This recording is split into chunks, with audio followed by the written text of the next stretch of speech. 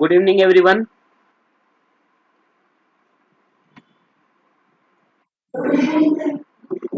Good evening.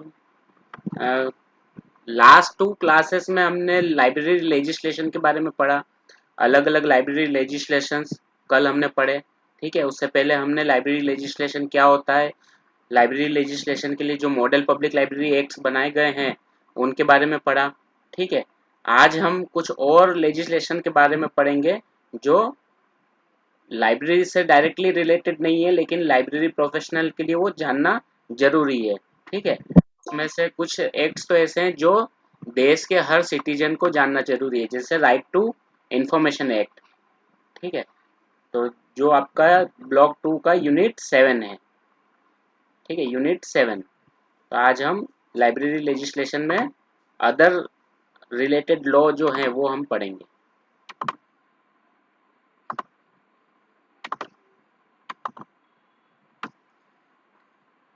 अब first law जो है वो राइट टू इंफॉर्मेशन एक्ट, दूसरा है इंटेलेक्चुअल प्रॉपर्टी राइट और तीसरा है इंफॉर्मेशन टेक्नोलॉजी एक्ट। ठीक है, तीन एक्ट और है जो इंफॉर्मेशन से डायरेक्टली रिलेटेड हैं। ठीक है, तो इनके बारे में हम थोड़ा थोड़ा कुछ आज पढ़ेंगे। ये एक्ट काफ़ी बार अमेंड यानी चेंज संशोधित भी हो चुके हैं। अगर आपको इनका जो लेटेस्ट प्रारूप है वो पढ़ना है तो आपको इंटरनेट से इसके बेयर एक्ट को डाउनलोड करना पड़ेगा। ठीक है, या फिर इनके अलग अलग अमेंडमेंट्स में क्या क्या चेंजेस हुए वो आपको जानना होगा। ठीक है, जहाँ तक ये आपका सिलेबस है वहाँ तक जो भी चेंजेस हुए हैं वो हम इसमें पढ़ेंगे। उसके बाद भी अगर कुछ हमें चेंजेस जानना है तो हम इंटरनेट का यूज़ करके उसको जान सकते हैं। तो इंट्रोडक्शन में नहीं पढ़ रहा हूँ, हम direct right to information act के ऊपर जाएंगे। ठीक है, राइट टू इंफॉर्मेशन एक्ट के बारे में लगभग हम सभी जानते हैं। शायद ही कोई होगा जिसे राइट टू इंफॉर्मेशन या से अगर हिंदी में कहें तो सूचना का अधिकार, उसके बारे में पता ना हो। ठीक है, लेकिन इसके कुछ फॉर्मल रूल्स एंड रेगुलेशंस हैं। ठीक है, उसके बारे में आज हम उसको थोड़ा विस्तार से पढ़ेंगे। Before going into the detail of the act, let us first of all try to understand what is right to information. The term has been defined in the Right to Information Act 2005 as follows. ठीक है, right to information act को जानने से पहले ये जानना जरूरी है कि राइट टू इन्फॉर्मेशन का मतलब क्या है। ठीक है, और राइट टू इन्फॉर्मेशन की जो डेफिनेशन है उस वो राइट टू इन्फॉर्मेशन एक्ट में ही दी हुई है। ठीक है, और ये एक्ट कहता है the right to information is a fundamental human right which is made up of different rights and responsibilities. ठीक है, तो राइट टू इंफॉर्मेशन जो है वो व्यक्ति का फंडामेंटल ह्यूमन राइट है, इसे एक फंडामेंटल राइट माना गया है। ठीक है, जो राइट और रिस्पॉन्सिबिलिटी दोनों चीजों से मिलके बनाया है। ये ऐसा राइट है जिसके अंदर आपके पास अधिकार भी है और आपके ऊपर कुछ इस राइट में जवाबदारियां भी है। ठीक है, तो राइट की अगर बात करें तो इसमें every person right to request information from the government and even private bodies in the some cases. ठीक है, तो इस एक्ट के अंदर प्रत्येक व्यक्ति का ये अधिकार है कि वो गवर्नमेंट से इंफॉर्मेशन मांग सकता है और कुछ केसेस में प्राइवेट बॉडी से भी वो इंफॉर्मेशन मांग सकता है।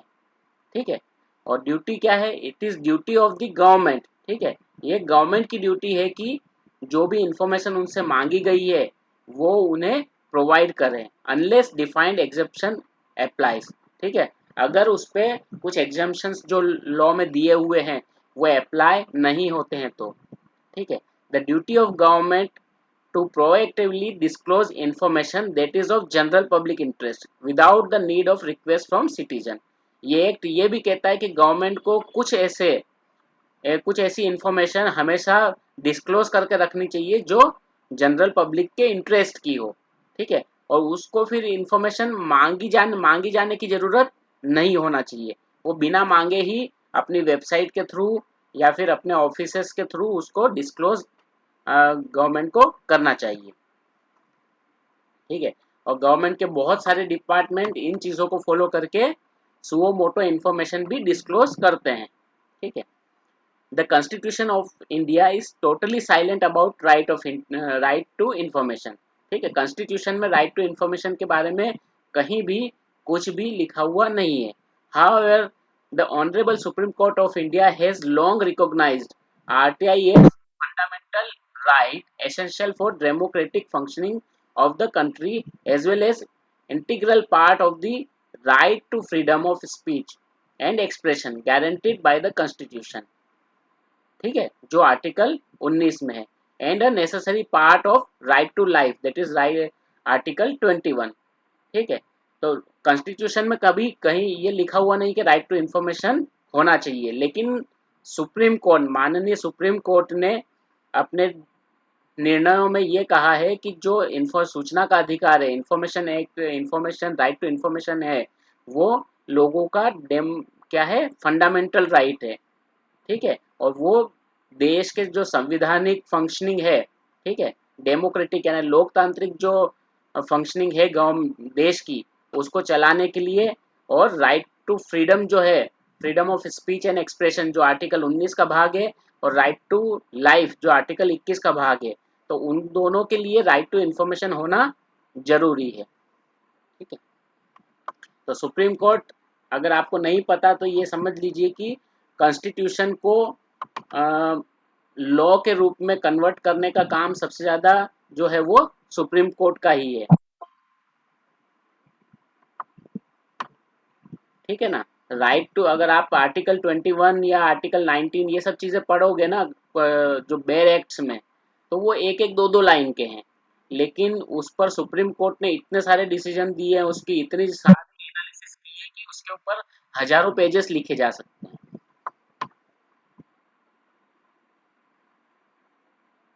और जो सुप्रीम कोर्ट के डिसीजंस होते हैं, वो पूरे देश के जितनी भी कोर्ट्स हैं उनके ऊपर वो एज अ लॉ बाइंडिंग होते हैं, वो एक रूल बन जाता है। ठीक है, लॉ बन जाते हैं, पूरे देश की हाई कोर्ट्स को उन डिसीजंस को मानना ही पड़ता है, अगर उसी तरह के केस हाई कोर्ट्स के सामने आते हैं तो। और अगर हाई कोर्ट कोई डिसीजन देती है, तो उस राज्य की जितनी भी हाई कोर्ट से नीचे जितनी भी कोर्ट्स हैं, उन सब के लिए वो क्या बन जाता है, एक रूल बन जाता है, वो लॉ बन जाता है, और उनको उस रूल्स को या उस लॉ को फॉलो करना ही होता है।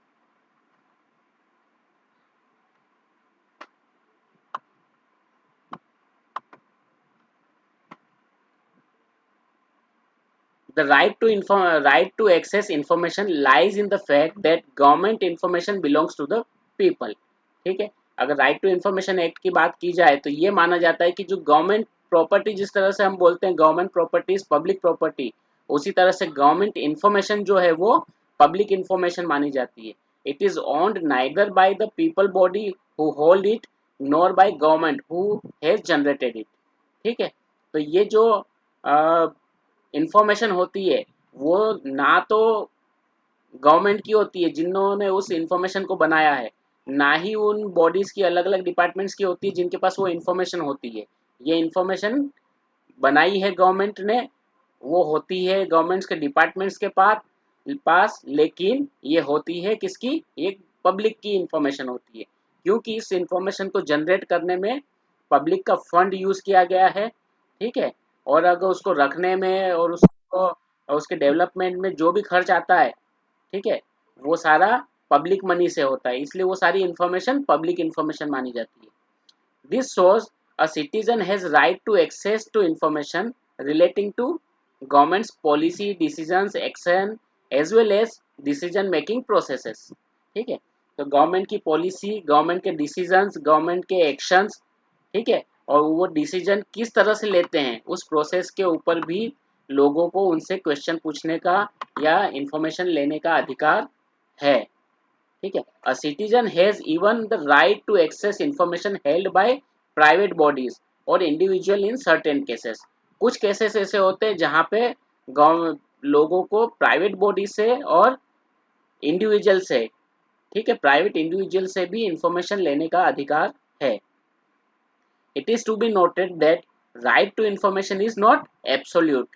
ठीक है, लेकिन उसके बाद भी हमें ये नोट करना चाहिए, ये समझना चाहिए कि राइट टू इंफॉर्मेशन जो है वो एब्सोल्यूट नहीं है।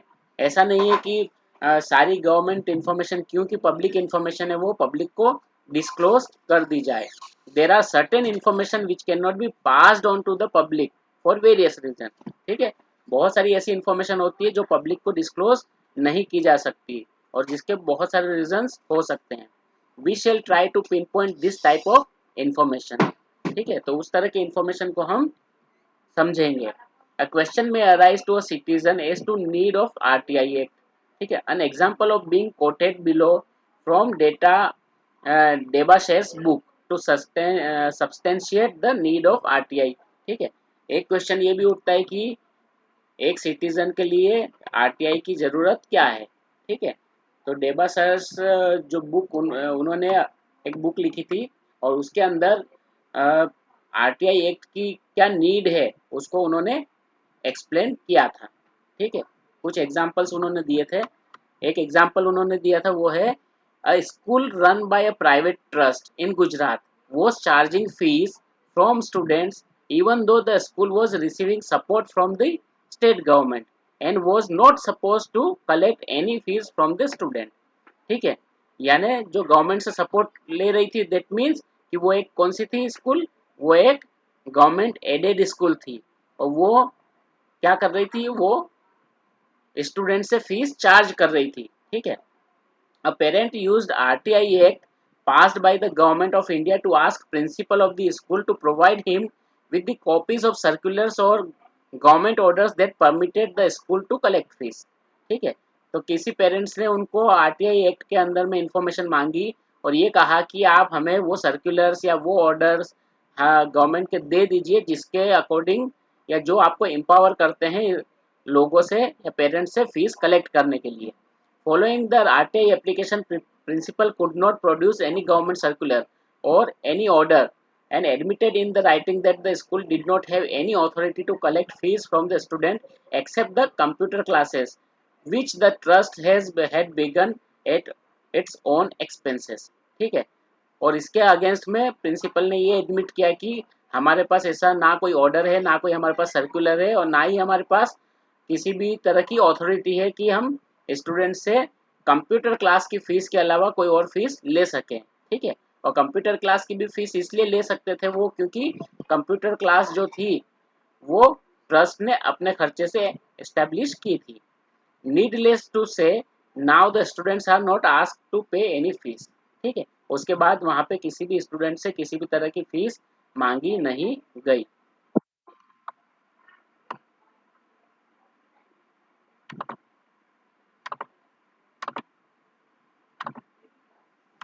The power of RTI Act is evident from the example given above. The students were freed from the burden of paying fees to school. Earlier, there has been cases when non-deserving candidates were promoted or offered posts, keeping aside the deserving candidate।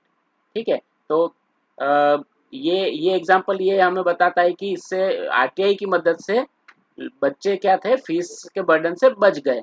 ठीक है, उसके अलावा कुछ ऐसे cases भी होते थे जहाँ पे जो जॉब्स की अगर बात की जाए तो जो नॉन डिजर्विंग कैंडिडेट्स होते थे जो एलिजिबल तो होते थे लेकिन डिजर्विंग नहीं होते थे, कुछ केसेस में वो एलिजिबल भी नहीं होते थे। ठीक है, उन्हें पोस्ट दे दी जाती थी और जो डिजर्विंग होते थे वो साइड में रह जाते थे। Today the deserving candidate can take the help of RTI for justice.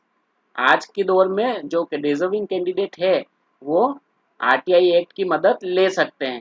ठीक है, अगर उन्हें लगता है कि मेरे साथ अन्याय हुआ तो वो आरटीआई एक्ट की मदद लेके इंफॉर्मेशन मांग सकते हैं अपॉइंटिंग अथॉरिटी से।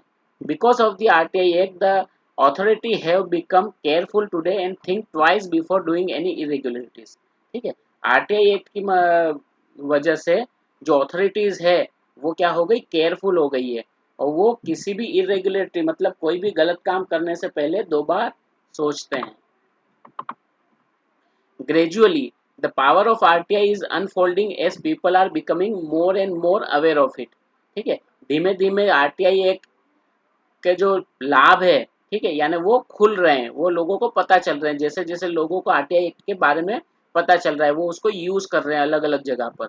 अ time will come in future when the instances of irregular as well as illegal practice will come down sharply because of RTI act. ठीक है, फ्यूचर में एक ऐसा समय आएगा जहां पे आरटीआई एक्ट की वजह से जो इलीगल या इरेगुलर प्रैक्टिसेस हैं वो बहुत नीचे आ जाएगी, ऐसा मानना है। तो इसके कुछ सैलिएंट फीचर्स हैं। तो ये पूरा एक्ट है, जैसे हमने मॉडल लाइब्रेरी एक्ट पढ़ा था वहां उसके फीचर्स थे, तो राइट टू इंफॉर्मेशन एक्ट के भी कुछ फीचर्स हैं। ठीक है, उन फीचर्स के बारे में हम थोड़ा जानेंगे।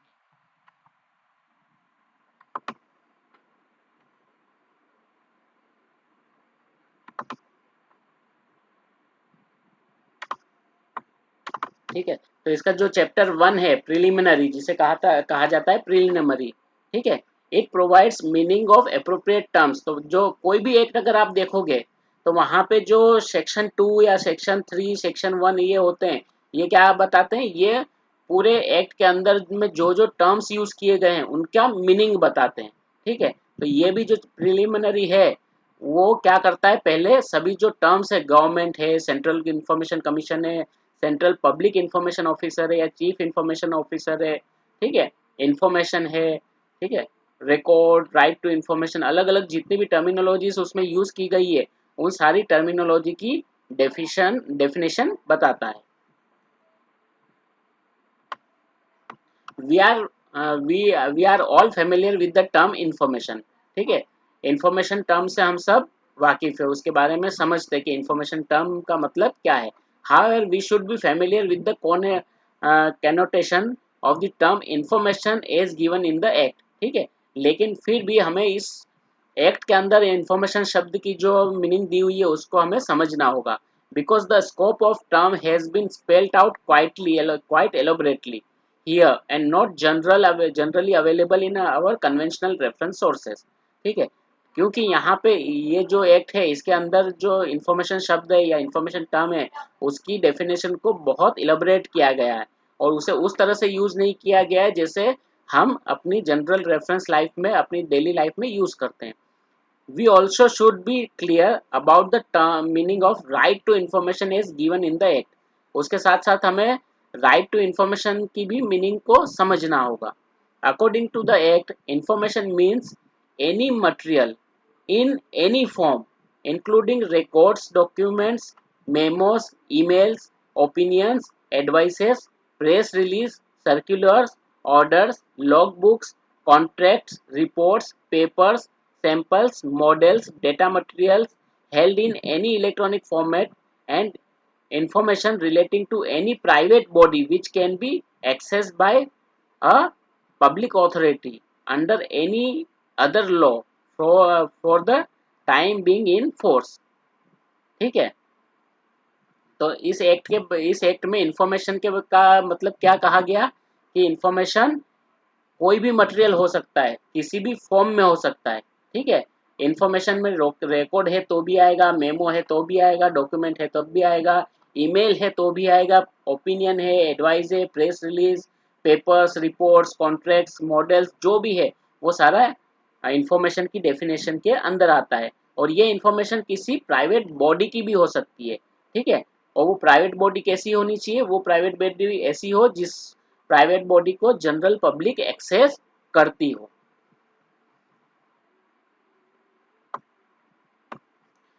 उसके बाद the meaning of right to information is given in the act is reproduced here. ठीक है, तो एक्ट में जो राइट टू इंफॉर्मेशन की मीनिंग दी गई है वो है right to information means the right to information accessible under this act which is held by or under the control of any public authority includes the right to। yes।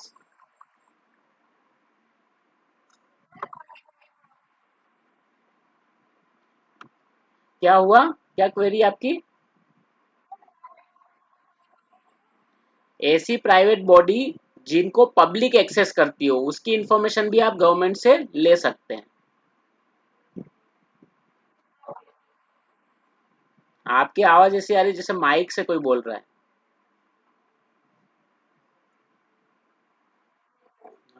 कुछ ना कुछ disturbance है। ठीक है, पब्लिक एक्सेस मतलब जैसे कि समझिए कि कोई भी एक कंपनी है, ठीक है, जो जिसको पब्लिक एक्सेस करती है, जिसको पब्लिक यूज करती है, वो चाहे प्राइवेट कंपनी हो, लेकिन उसका यूज पब्लिक के लिए होता है, तो वो हो गई ऐसी प्राइवेट बॉडी जिसका यूज पब्लिक करती है। फॉर एग्जाम्पल जैसे गवर्नमेंट ने अभी जैसे कि इलेक्ट्रिसिटी बोर्ड्स जो हैं वो प्राइवेट कंपनीज को दिए हुए हैं, है ना, लेकिन उसको यूज कौन करता है, पब्लिक इन यूज करती है। अगर दिल्ली की बात करें की जाए तो BSES करके कुछ है, फिर टोरेंट पावर है, ये सारी प्राइवेट कंपनीज है जो इलेक्ट्रिसिटी प्रोवाइड करती है, लेकिन इनका एक्सेस कौन करता है, इनका एक्सेस करता है पब्लिक। ठीक है, इनकी एक्सेस जो है वो पब्लिक के पास होती है, पब्लिक उसको यूज करती है, इसलिए पब्लिक जो है वो इनके बारे में भी इंफॉर्मेशन ले सकती है गवर्नमेंट से। क्या हुआ? यस, प्राइवेट बैंक्स भी।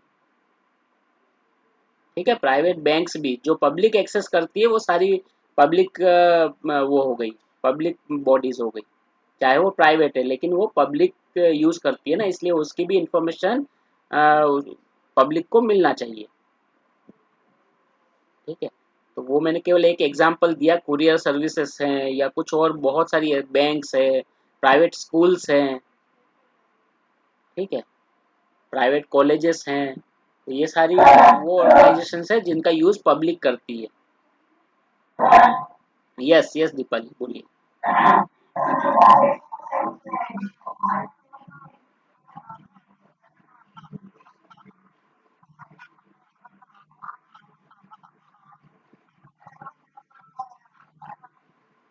नहीं, आरटीआई के अंडर में हम केवल इंफॉर्मेशन ले सकते हैं, आरटीआई किसी भी, है ना, हाँ, that is right to education. Right to education में किसी को भी मना नहीं कर सकते, ऐसा नहीं है। राइट टू एजुकेशन में ये है कि जो प्राइवेट स्कूल्स हैं वो राइट टू एजुकेशन एक्ट उन्हें ये भी कहता है कि आप सर्टेन नंबर ऑफ स्टूडेंट्स को आपको राइट टू एजुकेशन के एक्ट के अंडर में फ्री में पढ़ाना होगा। जो गवर्नमेंट फीस होती है, जो ना के बराबर होती है, उस फीस पे उनको पढ़ाना होता है। ठीक है, तो बहुत सारी स्कूल्स हैं जो राइट टू एजुकेशन के अंडर में कुछ सीट उनकी रिजर्व होती है, जो अ, जो यानी फाइनेंशियली वीकर सेक्शंस होते हैं सोसाइटी के, उन बच्चों को वो सीट मिलती है। ठीक है, और उसके बाद उन बच्चों को वो अलग नहीं रख सकती, उनको उनको रेगुलर बच्चों के साथ ही उन्हें रखना होता है। ठीक है,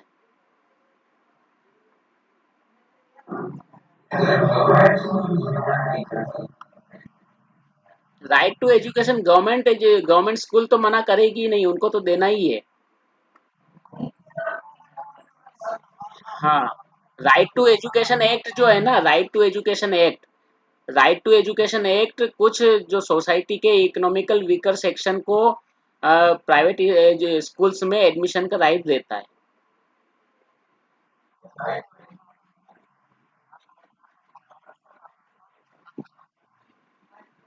नहीं नहीं नहीं नहीं नहीं, वो ये कहता ही है, वो तो है, वो उनका फंडामेंटल राइट है, वो उनका फंडामेंटल राइट है, जो राइट टू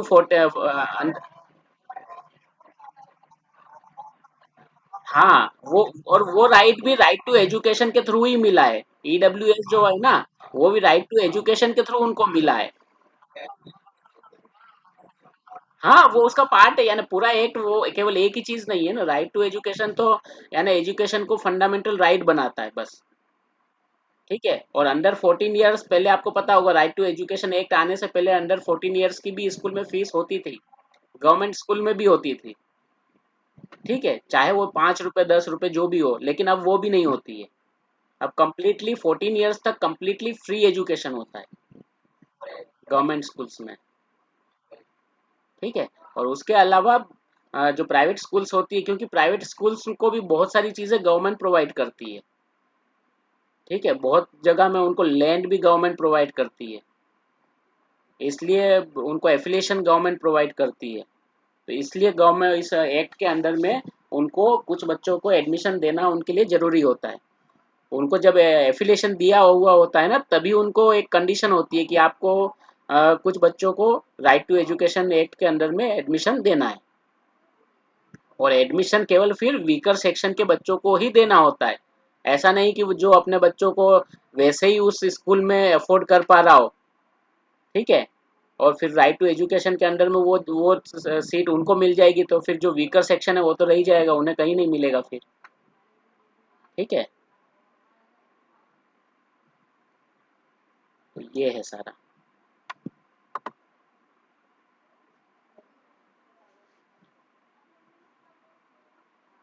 ठीक है, तो the meaning of right to information as given in the act is reproduced here. Right to information means the right to information accessible under this act which is held by under the control of any public authority. ठीक है, ऐसी information जो किसी भी public authority के control में हो। ठीक है, और उसके अंदर आप डॉक्यूमेंट का इंस्पेक्शन भी कर सकते हैं, डॉक्यूमेंट वर्क का इंस्पेक्शन भी कर सकते हैं, रिकॉर्ड को भी चेक कर सकते हैं। ठीक है, आप किसी आप नोट्स ले सकते हैं, नोटिंग्स जो होती है गवर्नमेंट डॉक्यूमेंट्स में, किसी भी प्रपोजल को नोट्स कहा जाता है। ठीक है, नोट्स आप उनसे ले सकते हैं, आप उनके किसी भी डॉक्यूमेंट का एक्सट्रैक्ट यानी किसी फुल डॉक्यूमेंट के कुछ सर्टेन पेजेस अगर आपको चाहिए तो वो भी ले सकते हैं। ठीक है, उन डॉक्यूमेंट्स की सर्टिफाइड कॉपी भी ले सकते हैं, किसी रिकॉर्ड की सर्टिफाइड कॉपी भी ले सकते हैं। ठीक है, जो किसी भी तरह का मटेरियल हो, इंफॉर्मेशन मटेरियल, उसकी आप सर्टिफाइड कॉपी ले सकते हैं। आप इंफॉर्मेशन को फ्लॉपी में, टेप में, सीडी में, डीवीडी में, पेन ड्राइव में, किसी और कंप्यूटर डिवाइस में भी ले सकते हैं। अगर वो कंप्यूटर वो इंफॉर्मेशन सॉफ्ट कॉपी में है तो आप उसको सॉफ्ट कॉपी में भी ले सकते हैं। ठीक है, तो जो चैप्टर 1 है वो उस एक्ट में यूज होने वाले हर टर्म को डिफाइन करता है। ठीक है, चैप्टर 2 जो है, तो चैप्टर 2 है right to information and obligation of public authorities. तो राइट टू इंफॉर्मेशन का जो chapter 2, right to information act का चैप्टर 2 पब्लिक अथॉरिटीज जो है उनकी ऑब्लिगेशंस या उनकी रिस्पॉन्सिबिलिटी के बारे में डिस्कस करता है। ठीक है, this chapter details the obligation of public authorities, designation of public information officer and how to obtain information from public authorities, disposal of request, exemption from disclosure of information, grounds for rejection to access in certain cases, severability and the third party information।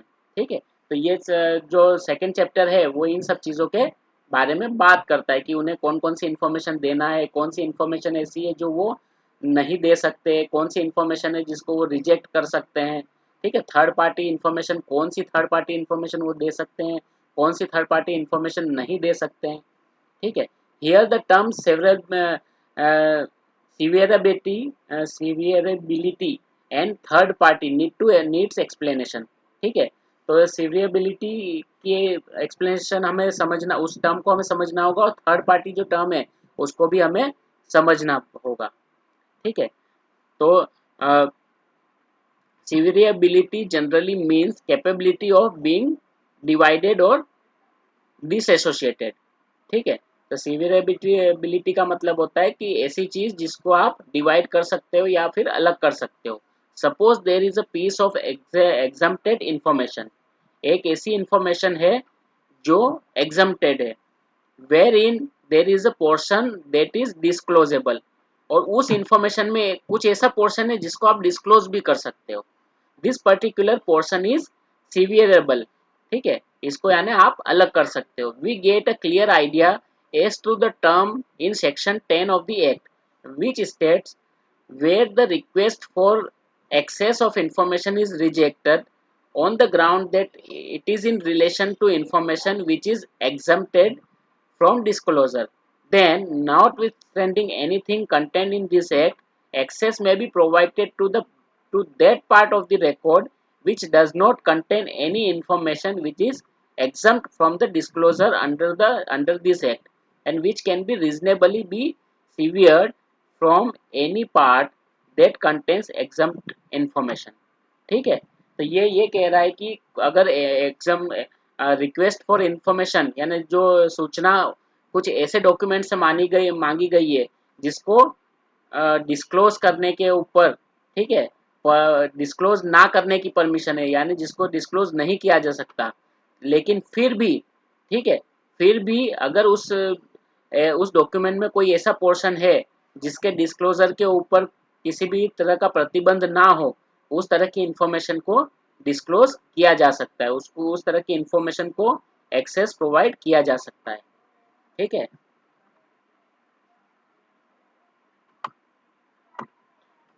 Third party means a person, ठीक है, दूसरा जो term है वो है third party. Third party means a person that other than the citizen making a request for information and includes a public authority. Section 9 of the chapter devoted to the exemption from disclosure of information that is also important for us, which we shall discuss under the heading utility in libraries. Third party information is defined as information related to supplied by a third party for which a request has been received by the central or state public information officer. She or he will inform the third party before providing the information. ठीक है। तो अगर आप information किसी third party के बारे में मांग रहे हैं, ठीक है, तो पब्लिक इंफॉर्मेशन ऑफिसर क्या करेगा, वो इंफॉर्मेशन आपको प्रोवाइड करने से पहले उस थर्ड पार्टी को इन्फॉर्म करेगा, और अगर उसकी परमिशन है आपको इंफॉर्मेशन प्रोवाइड करने की, तभी वो इंफॉर्मेशन आपको प्रोवाइड की जाएगी, अदरवाइज आपको वो इंफॉर्मेशन प्रोवाइड नहीं की जा सकती।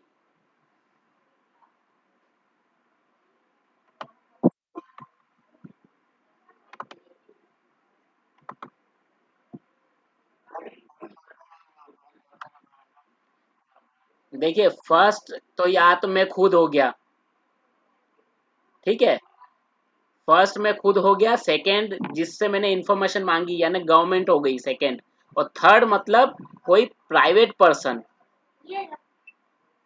ठीक है, कोई प्राइवेट पर्सन है तो वो थर्ड पार्टी हो गया।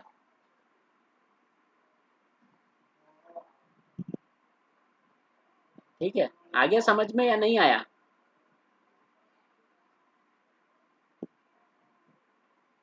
फॉर एग्जाम्पल, आप इग्नू से अपनी आंसर शीट की कॉपी मांग सकते हैं, लेकिन आप इग्नू से किसी आपके साथ कोई पढ़ने वाला है उसके आंसर शीट की कॉपी नहीं मांग सकते, वो थर्ड पार्टी इंफॉर्मेशन हो गया।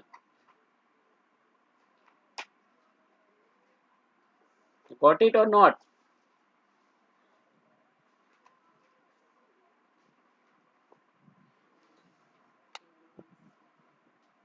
सब सो गए लगता है। हाँ बोलिए। कोई भी थर्ड पर्सन, यस, कोई भी थर्ड पर्सन, है ना, आप किसी भी थर्ड पर्सन की इंफॉर्मेशन नहीं एक्सेस कर सकते। आप केवल खुद की इंफॉर्मेशन एक्सेस कर सकते हो, या फिर गवर्नमेंट के किसी भी व्यक्ति की इंफॉर्मेशन आप एक्सेस कर सकते हो। ठीक है, गवर्नमेंट की इंफॉर्मेशन आप एक्सेस कर सकते हो, लेकिन ऐसी इंफॉर्मेशन, क्योंकि हर व्यक्ति के अपने अपने अधिकार है इस देश में, ठीक है, लॉ क्या कहता है, आप अपने अधिकारों का उपयोग तब तक कर सकते हो जब तक आपके अधिकारों से किसी और के अधिकारों का वायोलेशन ना हो।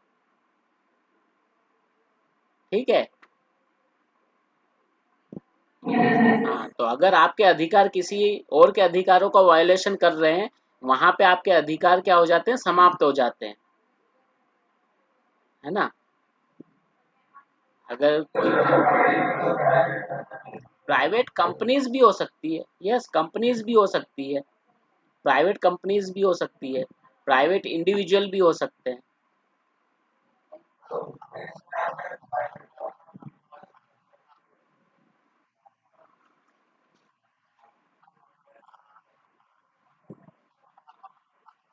हाँ, ले सकते हो, ले सकते हो।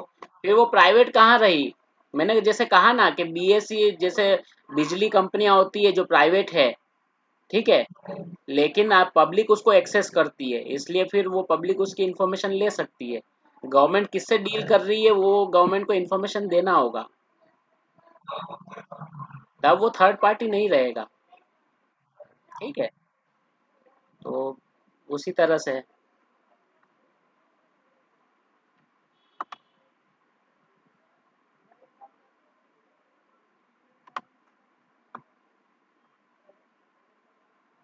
ठीक, then central information commission, chapter 3 जो है वो सेंट्रल इंफॉर्मेशन कमीशन के बारे में डिस्कस करता है. It is fully devoted to central information commission CIC and spells out the constitution of the commission, term of office, condition of service of the chief information commissioner. ठीक है, तो जो chapter 3 है इस एक्ट का, वो चीफ इंफॉर्मेशन कमीशन के ऊपर पूरा डील करता है. चीफ इंफॉर्मेशन कमीशन क्या है, वो कैसे बनेगा, उसके अंदर जो लोग वर्क करेंगे उनके ऑफिस का टर्म कैसे होगा, उनकी सर्विस की कंडीशंस क्या क्या होगी, चीफ इंफॉर्मेशन कमिश्नर जो होगा वो कैसे बनेगा, वो सारी चीजें उसके अंदर दी हुई है. ठीक है, वैसे ही जो चैप्टर 4 है वो स्टेट इंफॉर्मेशन कमीशन के बारे में है. तो यहाँ पे फिर स्टेट इंफॉर्मेशन कमीशन कैसे बनेगा, उसके जो ऑफिसर है वो कैसे सिलेक्ट होंगे, उनको अगर रिमूव करना है तो वो कैसे रिमूव करेंगे, उनका ऑफिस टर्म कितना होगा, वो सारी इंफॉर्मेशन चैप्टर 4 में स्टेट इंफॉर्मेशन कमीशन के बारे में दी हुई है. चैप्टर नंबर 5 में है powers and function of information commission, appeal and penalties. ठीक है, तो इसके अंदर क्या दिए हुए, इसमें जो चीफ इंफॉर्मेशन कमीशन है, स्टेट इंफॉर्मेशन कमीशन है, उनके पावर्स के बारे में बातें की गई है. ठीक है, उनको अपील कैसे की जा सकती है उसके बारे में बातें की गई है, वो किस केस में किसके ऊपर कितनी पेनल्टीज लगा सकते हैं उसके ऊपर भी उसमें बातें, या उसके अंदर उसके बारे में रूल्स बताए गए हैं. ठीक है, तो ये है चैप्टर 5. और जो चैप्टर 6 है मिससेलेनियस. ठीक है, उसके अलावा इन पांचों ऊपर के पांचों चैप्टर में जो इन्फॉर्मेशन आ गई है उसके अलावा भी अगर कोई इन्फॉर्मेशन है या कोई रूल्स हैं तो चैप्टर नंबर 6 में दिए गए.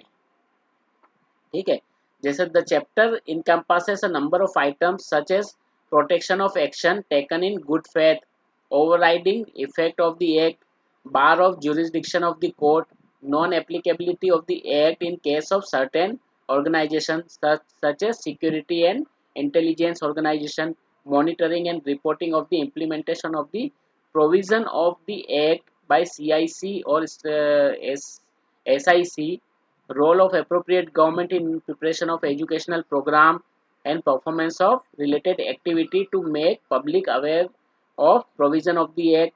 ठीक है, तो इन सब चीज़ों के बारे में ये चैप्टर 6 जो है वो बातें करता है, उसको बताता है कि कहाँ पे कौन सी इंफॉर्मेशन नहीं देना है, कौन से डिपार्टमेंट जो है वो इस राइट टू इंफॉर्मेशन से एग्जम्प्टेड है. ठीक है, CIC जो है उस एक्ट को इम्प्लीमेंट कैसे करेगी, पूरे इस सिस्टम को कैसे मॉनिटर करेगी. ठीक है, पब्लिक गवर्नमेंट का रोल क्या होगा. ठीक है, RTI के बारे में लोगों को बताने के लिए गवर्नमेंट की रिस्पॉन्सिबिलिटीज़ क्या होगी.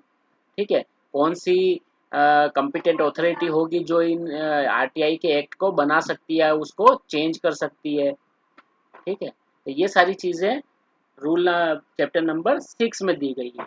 तो 6 चैप्टर टोटल RTI में है और वो 6 चैप्टर इस तरह से डिवाइड किए हुए हैं. ठीक है, यूटिलिटी इन लाइब्रेरीज. अब लाइब्रेरीज में RTI का यूज कैसे किया जा सकता है. The act has two fold utilities in library. Libraries में दो तरह का यूज लाइब्रेरीज में RTI का किया जा सकता है.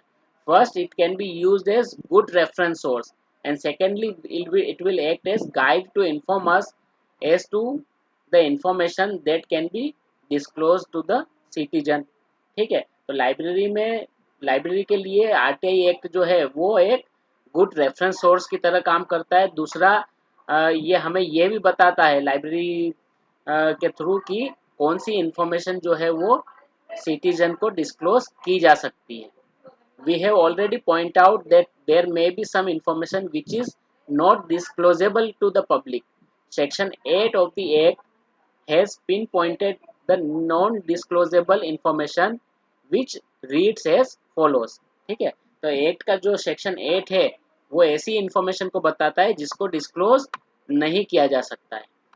ठीक है, तो उसके बारे में हम थोड़ा पढ़ते हैं. Notwithstanding anything content in this act, there shall be no obligation to give any citizen information disclosure on of which would prejudicially affect the sovereignty and integrity of India, the security strategies, scientific and economic interest of the state, relation with foreign state, or lead to incitement two of an offence. ठीक है, तो ऐसी कोई भी information जो देश की और अखंडता को खतरा देती हो, देश की सिक्योरिटी या सुरक्षा को के लिए खतरा हो, ठीक है, देश की वैज्ञानिक या आर्थिक हित की कुछ बात हो, ठीक है, ऐसी कोई इंफॉर्मेशन जो किसी दूसरे देश से रिलेटेड हो, ऐसी कोई इंफॉर्मेशन जो किसी भी तरह के गुनाह को के लिए किसी को इंसाइट कर सकती हो। ठीक है, तो ऐसी कोई भी इंफॉर्मेशन जो है वो आरटीआई के अंदर नहीं दी जा सकती। ठीक है, दूसरा है information which has been expressly forbidden to be published by any court of law or tribunal or the disclosure of which may be constitute contempt of court। ठीक है, अब अगर कोर्ट ने कहा है कि किसी तरह की इंफॉर्मेशन को आपको रिवील नहीं करना है, ठीक है, तो उस इंफॉर्मेशन को रिवील नहीं किया जा सकता। ठीक है, ऐसी कोई भी इंफॉर्मेशन जिसको रिवील करने से कंटेम्प्ट ऑफ कोर्ट होता है, तो उस इंफॉर्मेशन को भी क्या नहीं किया जा सकता है, एक्सप्रेस नहीं किया जा सकता है। ठीक है, third, the information the disclosure of which would cause a breach of privilege of parliament और state legislature। ठीक है, अगर उसका यूज उस इंफॉर्मेशन का डिस्क्लोजर करने से पार्लियामेंट का या स्टेट लेजिस्लेचर के प्रिविलेजेस या उनके अधिकारों की का हनन होता है, तो उस तरह की इंफॉर्मेशन भी डिस्क्लोज नहीं की जा सकती। ठीक है, फोर्थ दैट इज डी, वो कहता है कि information including commercial benefit confidence trade secrets intellectual property the disclosure of which would harm the competitive position of a third party unless the competent authority is satisfied that larger public interest warrants the disclosure of such information। ठीक है, तो जो intellectual property है, ठीक है, उसको भी disclose नहीं किया जा सकता है अनटिल जो कॉम्पिटेंट अथॉरिटी है उसको ये ना लगे कि इसका डिस्क्लोजर पब्लिक हित यानी पब्लिक इंटरेस्ट के लिए जरूरी है।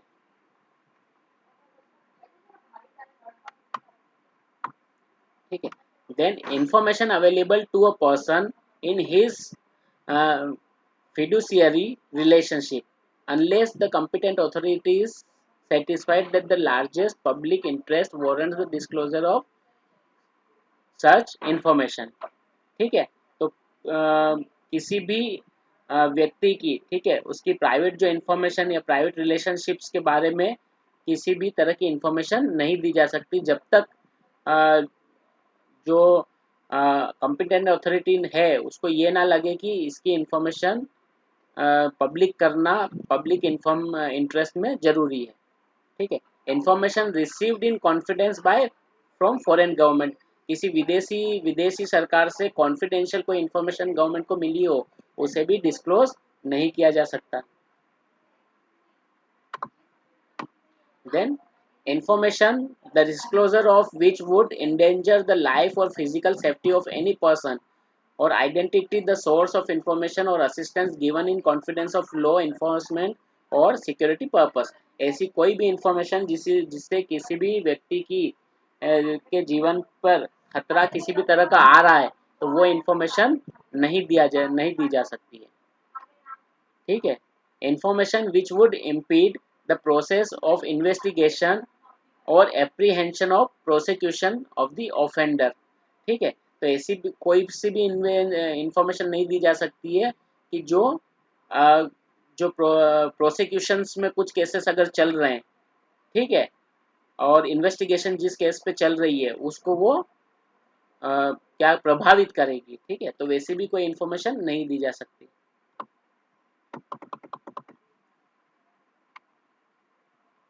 Cabinet papers including record of deliberation of the Council of Ministers, secretaries and other offices, provided that the decision of Council of Ministers, the reason thereof, and the material on the basis of which decisions were taken shall be made public after the decision has been taken and the matter is complete or over।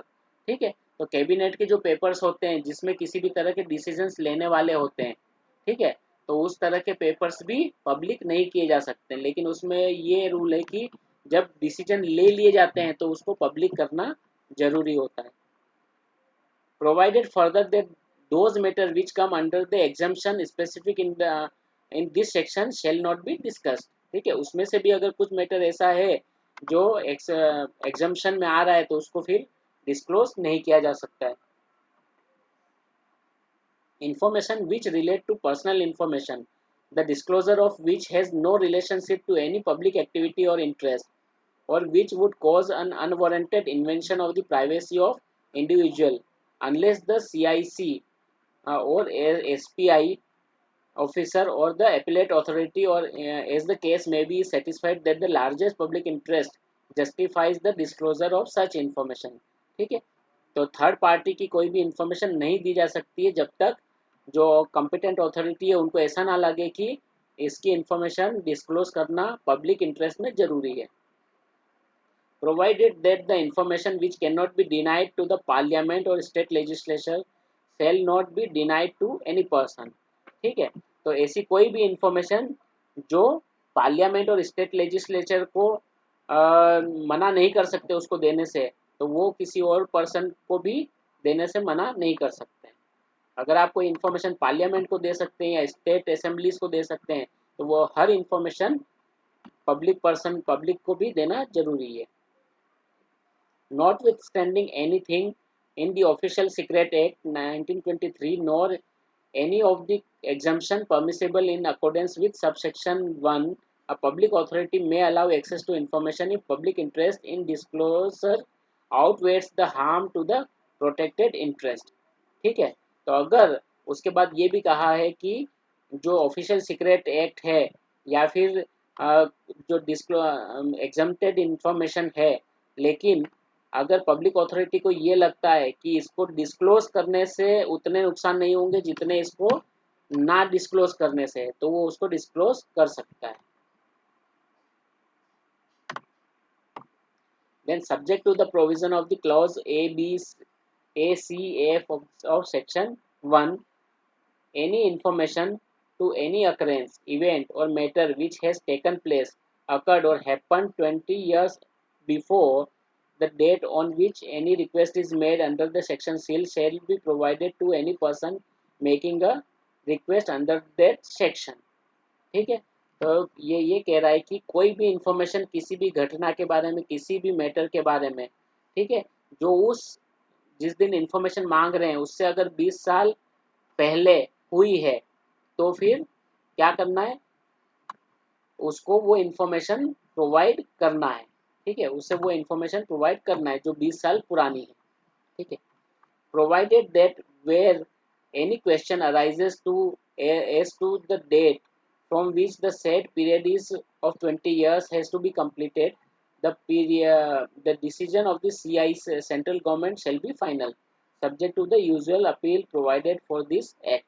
ठीक है, तो अगर 20 साल कहाँ पे complete हो रहे हैं या नहीं हो रहे हैं तो ये डिसीजन जो गवर्नमेंट का डिसीजन है वही फाइनल होगा, लेकिन जो भी अपील करता है इसमें उसको इस एक्ट के अंदर में जो भी अपील के राइट्स हैं उस राइट्स भी उसके पास रहेंगे, उसके अगेंस्ट में वो अपील भी कर सकता है।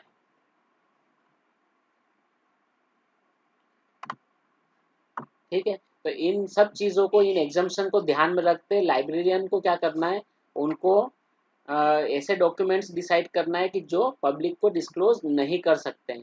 ठीक है, even in an open access library this document will have to be kept under the lock and key. ठीक है, ओपन एक्सेस सिस्टम में तब भी आपको उस तरह के डॉक्यूमेंट्स को लॉक एंड की में रखना है। Take the case of a banned book. ठीक है, जैसे कि एक बुक है जो बैन की गई है तो आप उसको ओपन एक्सेस में नहीं रख सकते हैं। As long as the ban is in force the book it should be kept under the lock and key. Once the ban is lifted, it can be placed on the open bookshelf। ठीक है, अगर ban उस पे से हट जाता है तो आप उसको बुक शेल्फ में वापस रख सकते हैं। Though it is not clearly stated in the act, but it may be assumed that the act takes it for granted that a public organization is likely to possess documents whose content are not disclosable to the public। ठीक है, तो इस act में इस तरह की कोई information नहीं है, लेकिन ये माना गया कि पब्लिक ऑर्गेनाइजेशन जो है, कोई भी गवर्नमेंट डिपार्टमेंट या कोई भी इंस्टीट्यूशन है, तो उनके पास अगर कोई भी डॉक्यूमेंट है, चाहे वो फाइल हो, बुक हो, पीरियोडिकल, वीडियो रिकॉर्डिंग जो भी है, whose contents are not disclosable to the public, ठीक है। तो उस तरह के कोई भी उनके पास डॉक्यूमेंट्स नहीं होते हैं जिनको हम डिस्क्लोज नहीं कर सकते। This documents might have generated by the organisation itself और एक्वायर्ड फ्रॉम आउटसाइड, ठीक है। तो ये डॉक्यूमेंट या तो डॉक्यूमेंट उस ऑर्गेनाइजेशन ने खुद जनरेट किए हुए होते हैं या फिर कहीं और से उन्होंने एक्वायर किए हुए होते हैं। It is possible that a document from the very moment of its generation contain information not disclosable to the citizen, ठीक है। ये भी पॉसिबल है कि कुछ इन्फॉर्मेशन जैसे ही जनरेट हुई है उसी मोमेंट से उसमें ऐसी इन्फॉर्मेशन हो कि उसको डिस्क्लोज नहीं किया जा सकता है। There may be document which are banned quite sometime after its release, कुछ ऐसे भी केसेस है कि कुछ डॉक्यूमेंट्स है जो उसकी रिलीज के कुछ समय के बाद बैन किए गए हों। फॉर एग्जाम्पल द बुक लज्जा वो bye Taslima Nasreen was banned by Bangladesh government after thousands of copy were sold, ठीक है। तो ये बुक जो है वो तस्लीमा नसरीन की एक बुक है लज्जा, वो बांग्लादेश गवर्नमेंट ने तब उसको बैन किया था जब उसको बैन किया था तब तक उसकी हजारों कॉपी सोल्ड हो चुकी थी। By that time it was band, a number of libraries might have purchase the book, ठीक है। तो उस समय क्या किया उन्होंने कि बहुत सारी लाइब्रेरी को उन्होंने बैन कर दिया जो वो उन बुक जिन्होंने उन बुक को खरीदा था। Now the question arise, if a book और a document is banned after it has been procured by a library, what the library will do with the document, ठीक है। अगर लाइब्रेरी ने ऐसी बुक खरीदी है जो उसके खरीदने के बाद बैन कर दी गई है, तो लाइब्रेरी उस बुक का क्या करेगी। Normal practice suggest that the document should be withdrawn immediately. अगर नॉर्मल बात की जाए तो हम क्या करेंगे, उस बुक को तुरंत ही वहाँ से यानी शेल्फ्स में से हटा लेंगे, सर्कुलेशन उसका बंद कर देंगे। Subsequently it should be placed under lock and की, उसको लॉक एंड की में हम उसको रख देंगे।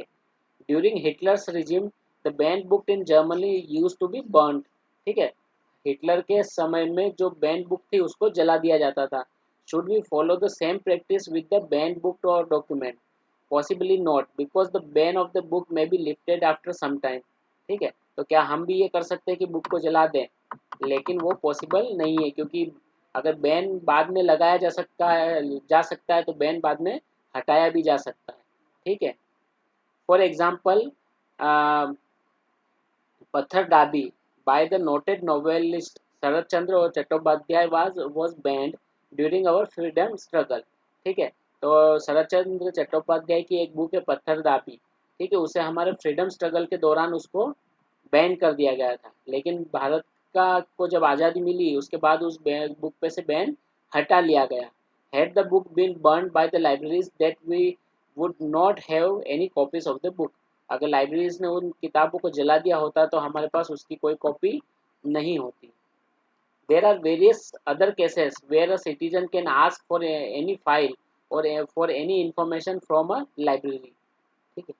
तो ऐसे बहुत सारे केसेस हो सकते हैं जहाँ पे लाइब्रेरी कोई भी सिटीजन या कोई भी स्टूडेंट या कोई भी यूज़र लाइब्रेरी में से किसी भी तरह की बुक की कॉपी या किसी तरह से की इंफॉर्मेशन मांग सकता है।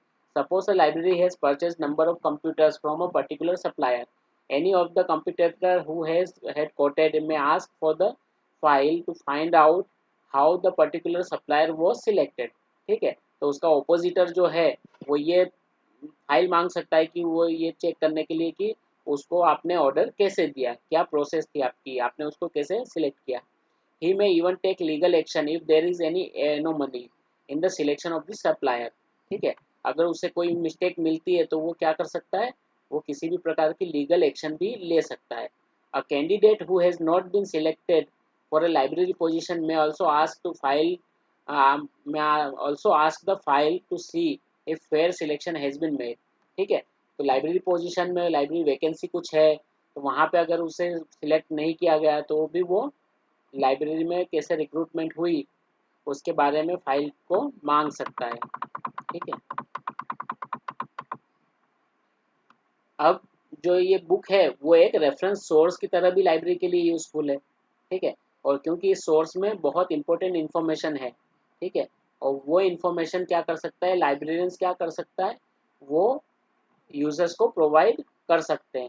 ठीक है, the act is an important source of information and the librarian will have to do some extra work to provide information relating to this act.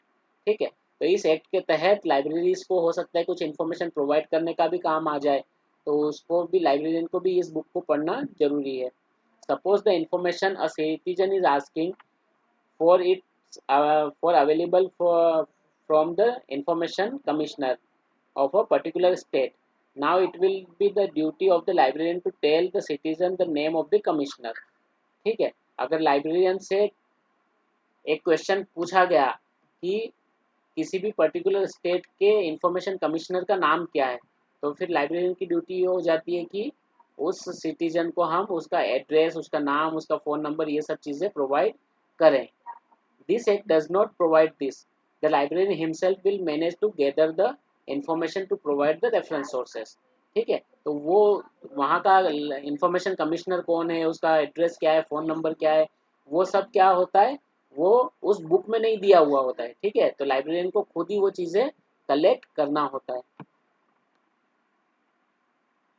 ठीक है, तो अगर लाइब्रेरी की बात की जाए तो हम किस तरह की क्वेरीज आरटीआई में लाइब्रेरियन को मिल सकती है, लाइब्रेरी को मिल सकती है। whom I should approach for the information I need। ठीक है, इन्फॉर्मेशन जो मुझे चाहिए उसके लिए मैं किससे जाके मिल सकता हूँ। what type of information can I get by virtue of this act। इस एक्ट के तहत हमें कौन सी इन्फॉर्मेशन मिल सकती है।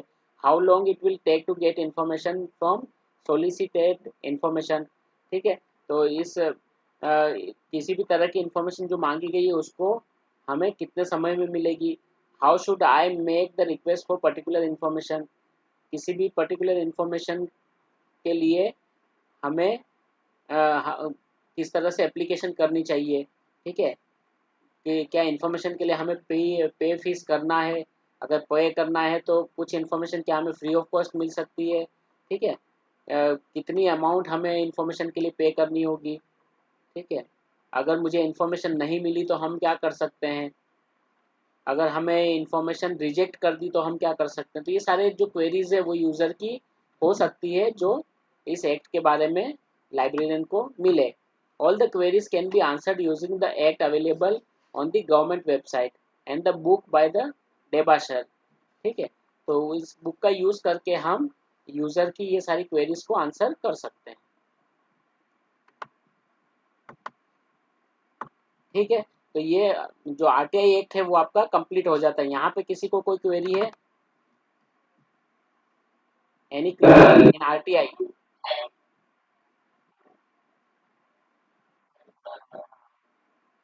क्या हुआ,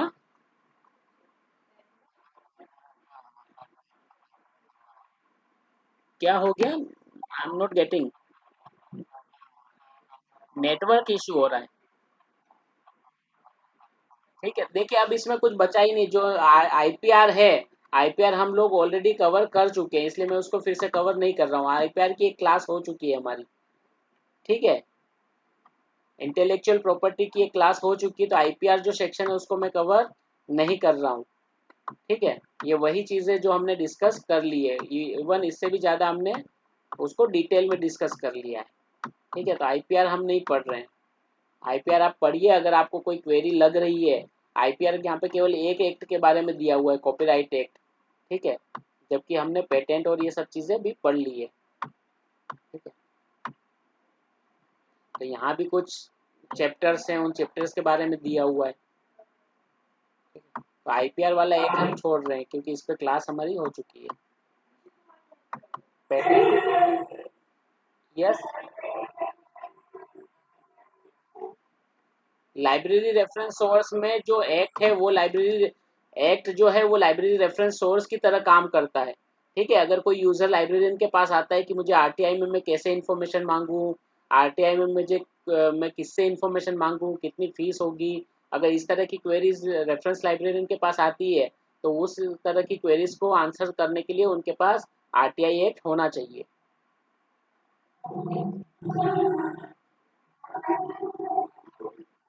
हर लाइब्रेरी में हो सकता है ना, अगर आपका आपके यूजर किसी भी लाइब्रेरी में यूजर आके पूछ सकते हैं कि सर मुझे आरटीआई के बारे में कुछ जानना है, आरटीआई में मुझे इन्फॉर्मेशन कुछ लेनी है, मैं उसको कैसे इन्फॉर्मेशन लूँ, कितनी फीस मुझे देनी होगी, मैं एप्लीकेशन किसको करूँ, मुझे इन्फॉर्मेशन कैसे मिलेगी, नहीं मिली तो मैं क्या करूँ, इस तरह की क्वेरीज आपके पास आ सकती है। ठीक है, तो उसके आंसर कैसे दे सकते हैं, उस वो इस एक्ट को पढ़ के दे सकते हैं।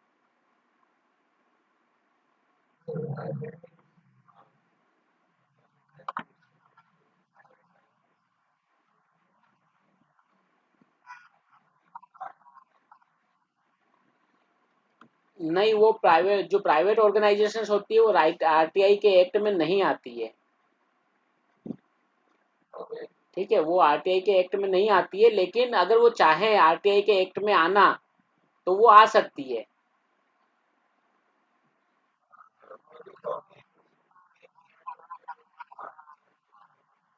हाँ, नहीं, वो डायरेक्टली नहीं आती है, गवर्नमेंट से आप उनके बारे में इंफॉर्मेशन ले सकते हैं, थर्ड पार्टी इंफॉर्मेशन ले सकते हैं।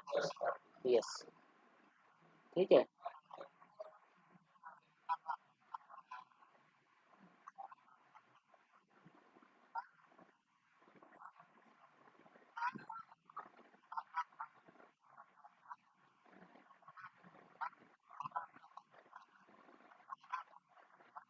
नहीं नहीं नहीं नहीं, वो इंडिया में लागू नहीं होगा। वो, हाँ, हाँ, वो वहीं पर होगा, कोई भी बुक जैसे है, जो बुक भारत में बैन है वो भारत में ही बैन होगी, वो बांग्लादेश या अमेरिका या किसी और देश में बैन नहीं होगी। बस। हाँ,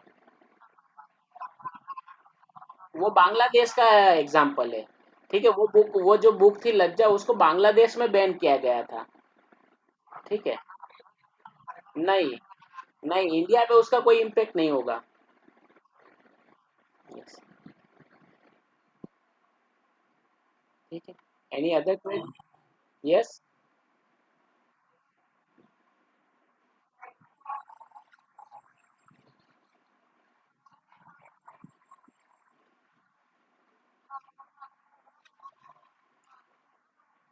हाँ, ये बुक है एक, ये ना एक रेफरेंस बुक है।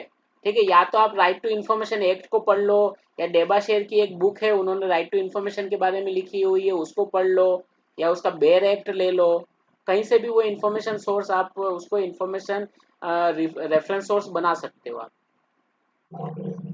ठीक है। अगर आपके पास कोई आरटीआई का क्वेश्चन पूछता है तो आप कैसे उसको आंसर करोगे? या तो आपके पास आरटीआई की बुक होना चाहिए, या तो ये डेबा शेयर की एक बुक है, वो भी एक उसका एक रेफरेंस सोर्स है, ये आप पढ़ लो, या तो आपके पास आरटीआई का जो वेबसाइट्स हैं, उस वेबसाइट पे आरटीआई एक दिए हुए होते हैं, वहां से आप ले सकते हो, वहां से उस इंफॉर्मेशन को कलेक्ट करके आप यूजर को दे सकते हो। ठीक है। अब तो जो आरटीआई है वो ऑनलाइन भी हो गई है, आपको यानी लेटर भेजने की जरूरत ही नहीं है, बहुत सारे डिपार्टमेंट्स में आप ऑनलाइन आरटीआई कर सकते हो। ठीक है।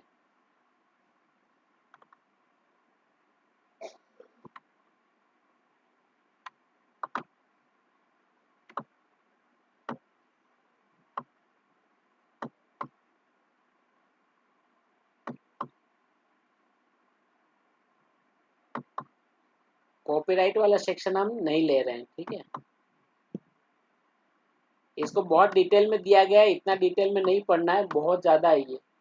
ठीक है, उतना ही पढ़ना है कि हम उस चीज़ को समझ जाएं। मेन मेन पॉइंट्स जो है वो आप पढ़ लीजिएगा, मेन मेन पॉइंट्स हमने डिस्कस भी किए हुए थे। पेटेंट एक्ट भी हमने पढ़ लिया है, पेटेंट्स क्या होते हैं, उसको कितने सालों के लिए दिया जा सकता है, वो सब चीज़ें हमने पढ़ ली थी। ये एक हमने नहीं पढ़ा है, इंफॉर्मेशन टेक्नोलॉजी एक्ट 2000। ठीक है। इंफॉर्मेशन टेक्नोलॉजी जैसे पता है कि आईटी का यूज़ जो है वो बहुत ज़्यादा बढ़ गया है, और आईटी हर फील्ड ऑफ एंडरवेयर में एंटर कर चुकी है। ठीक है, हर बिजनेस में आईटी का यूज़ होता है, हर सर्विसेज में आईटी का यूज़ होता है, हर डिपार्टमेंट में आईटी का यूज़ होता है। इसलिए ये ज़रूरत महसूस की गई कि आईटी के लिए भी एक रूल बनाया जाए। ठीक है, तो ये जो एक्ट है वो 2000, ईयर 2000 में एग्जिस्टेंस में आया था, जिसका नाम था इंफॉर्मेशन टेक्नोलॉजी एक्ट 2000। ठीक है, उसके बाद इससे 2006 में अमेंड किया गया, 2008 में अमेंड किया गया, उसके बाद भी उसे अमेंड उसके अंदर चेंज लाए गए। ठीक है, और इस एक्ट के अंदर 13 चैप्टर है और उन 13 चैप्टर में 94 सेक्शंस है, जो हो सकता है कि अब कुछ चेंजेस हो गए हों उसको। तो ये जो अगर आप एक्ट पढ़ रहे हैं तो एक्ट पढ़ने के लिए मेरा सजेशन ये रहेगा कि आप वेबसाइट का यूज़ कीजिए, तो वहाँ पे आपको जो लेटेस्ट एक्ट है वो आपको मिले। ठीक है, तो यहाँ पे हम क्या उनके केवल सैलिएंट फीचर्स जान लेंगे। ठीक है, तो फिर से यहाँ पे जो चैप्टर 1 है, तो वो चैप्टर 1 क्या करता है, चैप्टर 1 हर तरह के जो टर्म्स है उस एक्ट में यूज किए हुए उनको डिफाइन करता है। जैसे कंप्यूटर का मीनिंग वो क्या कह रहा है, डेटा का मीनिंग क्या कह रहा है, इलेक्ट्रॉनिक डिवाइस का मीनिंग क्या है, इलेक्ट्रॉनिक रिकॉर्ड का मीनिंग क्या है, इंफॉर्मेशन का मीनिंग क्या है। ठीक है, तो वो सारी डेफिनेशन जो है वो चैप्टर 1 में दी गई है। चैप्टर 2 डिजिटल सिग्नेचर के बारे में इंफॉर्मेशन देता है। This chapter deals with the authentication of electronic records. ठीक है, तो डिजिटल सिग्नेचर वो टेक्नोलॉजी होती है जिसके द्वारा आप किसी भी डॉक्यूमेंट को विदाउट पेपर का यूज करके साइन कर सकते हैं।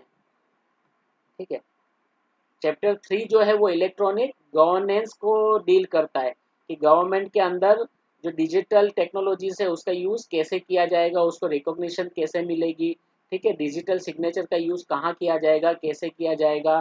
ठीक है, गवर्नमेंट की एजेंसी उसको कैसे यूज़ करेगी, ऑनलाइन एनवायरनमेंट में डॉक्यूमेंट्स को कैसे रिटेन करना है, उनको सेव कैसे करना है, इलेक्ट्रॉनिक गैजेट्स कैसे पब्लिश करना है। ठीक है, सेंट्रल गवर्नमेंट के इलेक्ट्रॉनिक जो डिजिटल सिग्नेचर्स हैं उसको लेके क्या राइट्स हैं।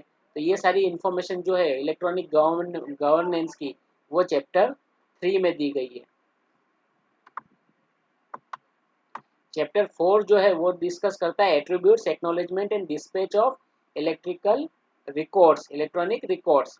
ठीक है, तो अगर हम कहीं पे किसी रिकॉर्ड को भेजते हैं या फिर उसको हम सेव करते हैं तो उस इलेक्ट्रॉनिकल रिकॉर्ड्स के एट्रीब्यूशंस क्या होंगे। ठीक है, उसके लक्षण क्या होंगे, उसको हम कैसे सेव करेंगे, हम किसी को भेज रहे हैं तो उसकी रिसिप्ट हमें कैसे मिलेगी। ठीक है, तो उसकी डिस्पैच डेट्स या रिसीव की जो डेट है उसको हम कैसे मेंशन करेंगे, उसके बारे में ये सारी चीज़ें, ये सारे जो रूल्स हैं वो चैप्टर 4 में डिस्कस किए गए हैं। ठीक है, देन चैप्टर 5 में secure electronic record and secure digital signature. तो इसके अंदर जो सिक्योर इलेक्ट्रॉनिक रिकॉर्ड्स हैं, ठीक है, जो क्या करते हैं, as per interpretation of the act a secure electronic record is one where any secured procedure has been applied to the electronic record at a specific point of time. Such record shall be deemed to be a secured electronic record from such point of time of verification. ठीक है, तो यानी ये जो documents है जिन्हें किसी भी प्रकार से हमने सिक्योर किया हुआ है जब उसे बनाया गया है, तो वो डॉक्यूमेंट क्या कहे जाएंगे, वो सिक्योर्ड इलेक्ट्रॉनिक डॉक्यूमेंट कहे जाएंगे। और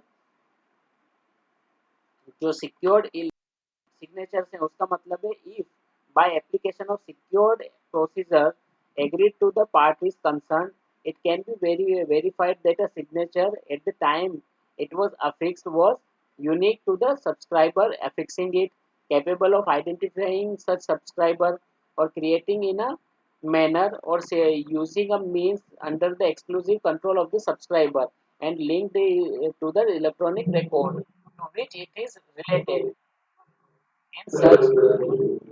ठीक है, तो जो सिक्योर डिजिटल सिग्नेचर का मतलब ये है कि जो सब्सक्राइबर है वो सिग्नेचर उसका यूनिक सिग्नेचर हो। ठीक है, वो कॉपी ना किया जा सकता हो। ठीक है, उस सिग्नेचर के थ्रू जो सब्सक्राइबर है यानी जिसको डिजिटल सिग्नेचर दिया गया है वो हम उसको आइडेंटिफाई कर सकते हैं। ठीक है, और वो सिग्नेचर उसके एक्सक्लूसिव कंट्रोल में है, तो उसे हम क्या कहेंगे, सिक्योर्ड डिजिटल सिग्नेचर कहेंगे। उसके बाद चैप्टर जो 6 है वो सर्टिफाइंग ऑथोरिटीज के बारे में बात करता है कि अलग अलग तरह के जो सर्टिफिकेट्स हैं वो कौन सी अथॉरिटी दे सकती है। ठीक है, देन डिजिटल सिग्नेचर सर्टिफिकेट के बारे में चैप्टर 7 डील करता है। This act provides that certifying authority is to issue the digital signature certificate। It is also elaborate on the representation upon the issuance of digital signature certificate, suspension of digital signature certificate. Yes,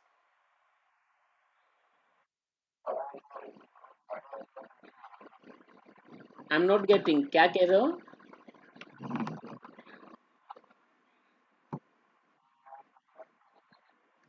class बस खत्म, ये last 2-3 page ही बचे हैं। तो मैं ये चाह रहा हूँ कि ये चैप्टर जो है वो हम कंप्लीट कंप्लीट कर लें। ठीक है, थोड़ा ही बचा है, बाकी मैं इसको है ना अपलोड भी कर दूंगा, तो आप उसको फिर से देख सकते हो। क्या हुआ? नेटवर्किंग प्रॉब्लम हो रहा है आपके यहाँ?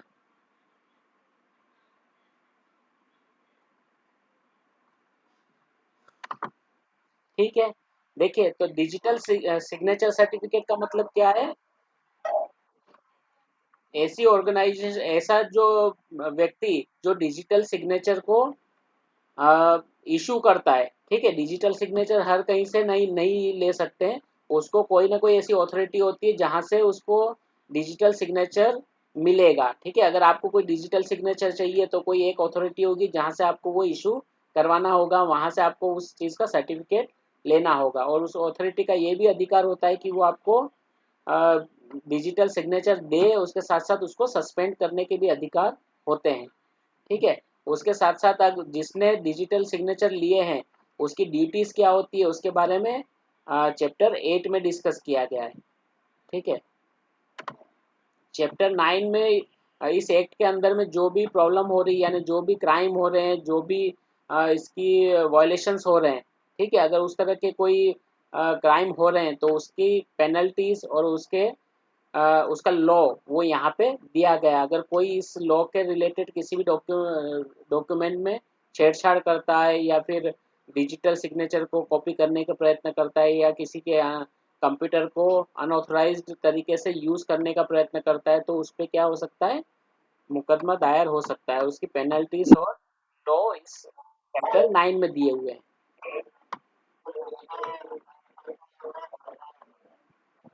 नहीं, डिजिटल सिग्नेचर आईपीआर नहीं होता है। डिजिटल सिग्नेचर जैसे अगर आप कोई सिग्नेचर करते हैं ना, ठीक है, अब बहुत सारी चीजें टेक्निक ऑनलाइन हो गई है ना? तो ऑनलाइन में फिर आप सिग्नेचर कैसे करेंगे? साइन करके स्कैन करेंगे, वो सिग्नेचर वैलिड नहीं होता है। उसके लिए आपको डिजिटल सिग्नेचर बाय करना होता है। ठीक है, उसका सब्सक्रिप्शन चार्जेस होते हैं, और उसकी एक अथॉरिटी होती है जो आपको डिजिटल सिग्नेचर अलॉट करती है। तो जब आप वहाँ पे अप्लाई करेंगे तो आपको एक डिजिटल सिग्नेचर मिलेगा, उसका एक सर्टिफिकेट मिलेगा, जिसका यूज आप ऑनलाइन डॉक्यूमेंट को साइन करने में कर सकते हैं। ठीक है, और उसका यूज करने के बाद वो डॉक्यूमेंट ऑथेंटिकेट हो जाते हैं। डिजिटल सिग्नेचर अगर आपको यूज करना हो तो उसके लिए एक डिवाइस देते हैं, वो डिवाइस आप कंप्यूटर से लगाएंगे, उसके बाद ही वो डिवाइस वर्क करती है। ठीक है, अब जैसे अगर बिजनेस की बात की जाए तो जो मैक्सिमम जो टेंडर्स होते हैं, ई टेंडर्स, वहाँ पे डिजिटल सिग्नेचर की ज़रूरत होती है। वहाँ पे पेन पेपर वाले सिग्नेचर नहीं चलते हैं। ठीक है, तो ऐसी बहुत सारी जगह है जहाँ पे डिजिटल सिग्नेचर की ज़रूरत होती है।